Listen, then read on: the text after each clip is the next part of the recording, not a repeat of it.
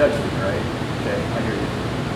Data is, feeling is, you don't respect me, right? You're more important than I am. The story I'm telling myself around that is that you're more important than I am. The one I have is you show up on time and right? So you can use that and turn that to your advantage and say, we're talking about safety and Deep Ellum. Give me a scenario that happened or you heard about or it's real or imagined that you're afraid of. It's the data. Data is, this is the use case. What you just described in the data category, you're going to feed back to him, even if he's just kind of riffing, is you're going to say, so this would be used by, for example, someone walking home at night or someone out on the street. In another scenario, a bartender's going to be talking, he's going to be like, well, I want to be able to tag my other bartenders and know this dude's out. Can't serve. So you're saying you'd use this as a bartender, this would be your use case. So that's the data part in the category of who's using it. The story is, the second one is feeling. So the feeling is, it's dangerous, it's dangerous, it's dangerous, but there's other stuff in there. It's dangerous for other people, it's not respectful, it hurts Deep Ellum, it ruins the whole night for people. So you want people to tell you that story part, or that feeling part. And then you hit data, feeling, story. The story they tell about it is there's a bunch of punks, the cops aren't going to prepare places, you're going to get a lot of great story there. Data, feeling, story, want. And then you get into one. What do you want this thing to do? What do you want? What's it feel like when these things act? Well, it feels safe, it feels like I'm protected, it feels like I'm with my friends, it feels like I can get home, I can stay out later, I feel more free. You're going to hear stuff like that. So we take the construct, you can modify it by going play, work through that, and then when you're hitting these points, you've got what you want, you want to withdraw, right? Let it go. Go to the next guy, save your number. Because the next time we talk to you and we bring you out, we might say, hey, Three Links is offering, everybody we met and signed up for this is offering a free drink, and we can go back and we can do a second round with these guys. We can say, we listened to you here. Would you like to see the app that you helped us create? And what do you think about it? And so in terms of 90 days from now, 40 days from now, we want to ask this now. We got something that we can push us in the button. How long could we turn it around? How fast will you put it? You have an idea. How fast will you can turn around from talking to users to creating a product? How many resources do you have? Are you outsourcing or are you doing it all yourself? We're going to have some coders. The reason this happened is because I had like 5-6 PR people. I had like these dudes want to film a video. We had like 6 maybe of those guys. And I got like 30 programmers. Okay. And the profile of those guys is there a lot of them from out of the country. They don't have great language skills. So they spent all their time 2 years in here and graduate school. But they're good. You see the resumes and it's like they've been programming for years already. Do you user experience people too? User interaction people? Because that's going to drive your UX designer. Okay. These architectures, so he understands the design. I've had a lot of issues with not the functionality of the delivery, but the user experience.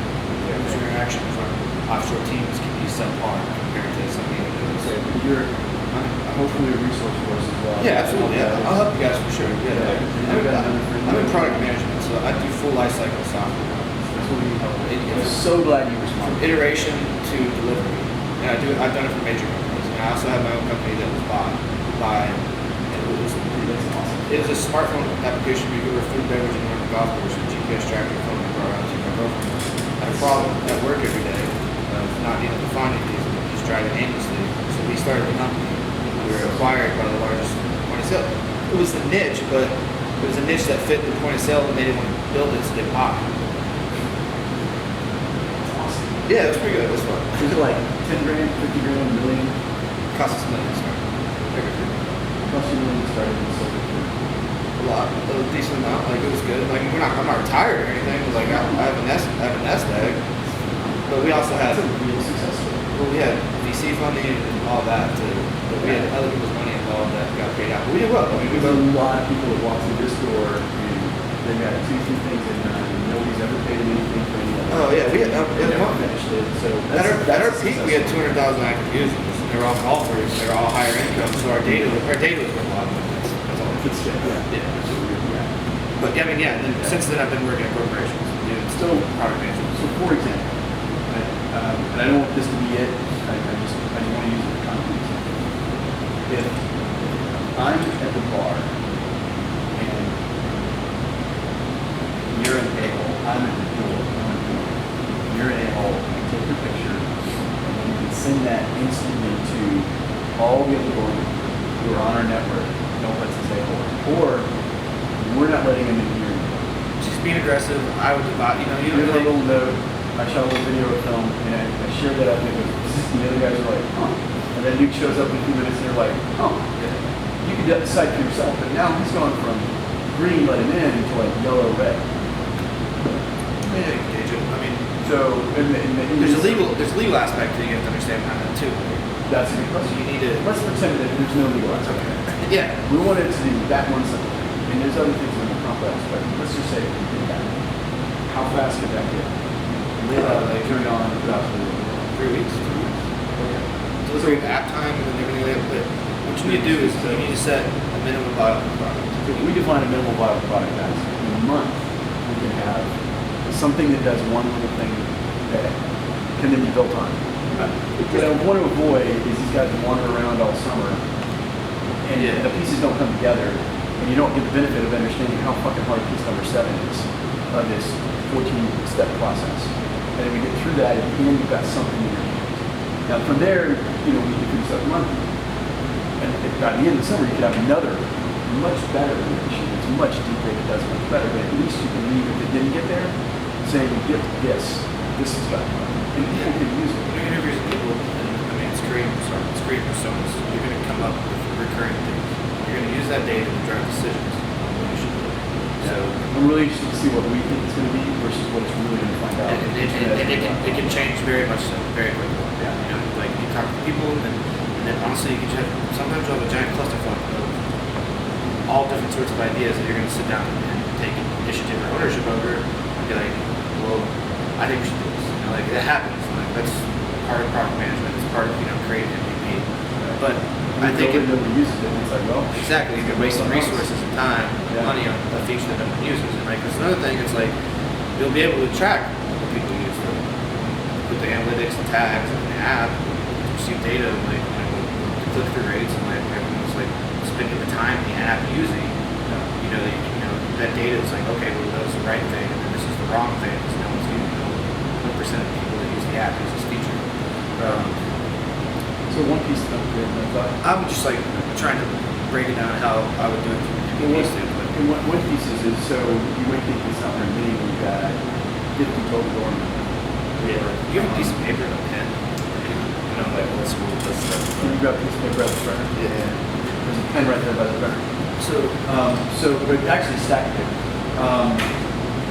But there's dormant all over the world, right? So you push it through all the dormant, and there's bartenders all over the world. There's neighborhoods all over the world. Bar owners all over the world. Where there's grandmas and only got companies all over the world. So we shouldn't limit ourselves because this is something you can scale, right? You know, like, use this. You grab it. Yeah.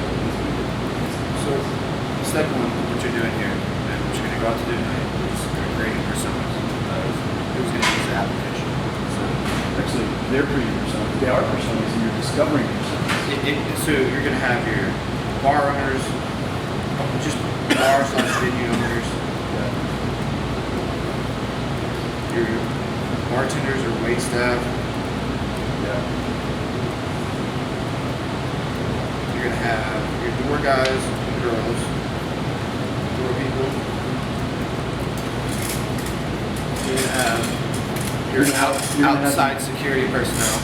You're gonna have Guardian angels. Wait, so you've got police, private security, volunteer, that's all inside of the uniform, approved.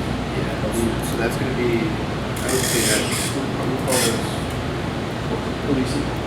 enforcement. Enforcement. Yeah. I mean, Actually, it's kind of abrasive, gonna be- but it can be. That's what they're there to do.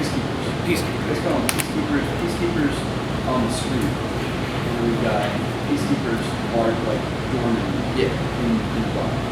They're kind of enforcers, but That could be private sector, like they're inside under that umbrella, and police at the top of that pyramid, private security below that, and guardian angels. and it's just not bar and venue owners. We're talking about the 7-Eleven people, like all these people that that are effective than you think about the neighborhood. I mean, like, look, but you also got your Uber drivers, Well, you got taxi drivers. You got real estate owners. You got bar owners. But you also have the real estate owners. Yeah. As part of that vested interest. Yeah. I don't think the users are kind of. That's why I just said bar/venue. Like, I think venue would apply to anybody who has a business down here. You know, like that conducts their business down here. Right. Then you have your Uber drivers, your taxi drivers, Yeah. because they can be a resource. Yeah, they kind of. Because I mean, they're down here. They're sometimes they're driving, sometimes they're wasting time just sitting around watching around. If they got notifications, saw someone running, and they can call it in. Yeah. Did you make them part of the show? Yeah. So this is your Wow. B2B. Imagine all the Uber drivers using this app. So this is your B2B. This is the business to business. This is all the people who conduct businesses and everyone else who conducts businesses conducting together. These are people that are getting paid to do that. Exactly. This is how they make their living. This is your B2B aspect. You're gonna have your B2C aspect, which is all the people who, your patrons, who come to these events. So you're gonna have to be able to conduct what these people want and what the patrons want. Because it's gonna be two separate things.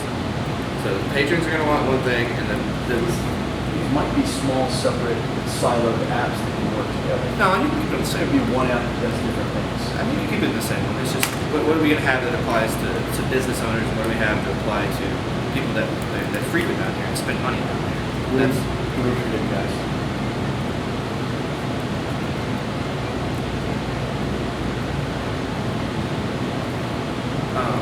Maybe it can be something like, you know how Yelp business owners have a different way of using Yelp than just regular Yelp reviewers. that comes with Something like that. it's a login credential. On your back end, you have a set of permissions that you require to somebody that logs in. So if I'm a master user or I'm a bar owner, Right. I'll have different permission users than somebody that's necessarily like an Uber driver or something like that.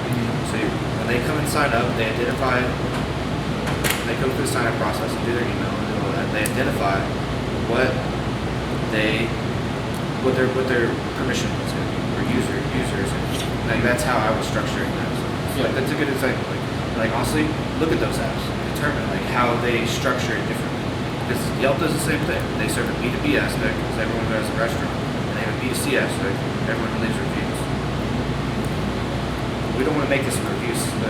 This is not centered around reviews, but it's a good way to look to see how they handle that their user base in that aspect.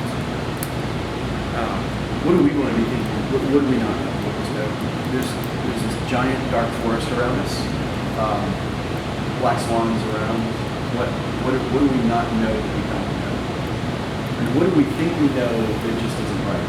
I think first step, your biggest problem is going to be legality issues. Okay. What extent can you? We already have one lawyer on board. Yeah. So we need more lawyers. I know lawyers too, so Okay. I can introduce you to that. But like, Lawyers. Okay. I mean, yeah, you're gonna have to have very strict terms and conditions. T's and C's are gonna be pretty strong. Because I mean, you can get sued if you identify someone wrong and there's a witch hunt after him. Like you have to be something you very much have to fucking keep in line to make sure that doesn't happen. And then because like if someone identifies the wrong person and they go to jail, like they're gonna sue you, they're gonna sue the police force, or even worse, someone gets assaulted and gets into the hospital because somebody took a picture of the wrong person. Like that's this company's ass that y'all are creating. And you don't want to deal with that. So like that's something you're gonna have to. And I'm not on the legal side of things. I was just talking to each other earlier. Don't get us in trouble. Exactly. You have to think about all this stuff. Like this is full on. Like if you are doing this, you're creating a business. And, like if you want to do it for each neighborhood, you want to make it scalable. You have to think about all these things before it's too late. You don't want to go back and have it happen and be like, oh fuck, we're not covered. Right. Like our insurance isn't covered, or Right. it's a. I think that don't do harm, don't do evil. Yeah, and that's something you're really gonna have to advertise. Like this is for public awareness. This isn't for you to act like you are the law. Right. Well, the scenario is like, for example, it's been turning around in my head lately to the extent of like, I should use cigarettes. But, you open a bar and you do the same thing. It's a worse scenario. Someone's gonna drink and drive home and kill A bunch of somebody. people drinking and listening to that kind of music. It's loud and they're going to drive home, they're going to fight. It's going to make you feel really scared. But here's the app. You got a crazy girl. Because you're thinking this damsel in distress, right? But maybe it's crazy girl who's Mad at her boyfriend. or the dude makes a comment that she doesn't like, where she's just crazy. Yeah. And suddenly all these other people roll up because she pushed the button. She loves that power. And they all roll out of their car and meet up with dudes like, I was just sitting here. Yeah. What are you talking about? I didn't say anything. So what do you, I mean, I don't know. I mean, that scares the crap How out do you of me, but, prevent- you know, let's discuss. How do you prevent the people? What's that? People abusing the app. People using the app. Here's another thing. Some nefarious. How do you prevent the people that you're trying to stop from using the app to their advantage? So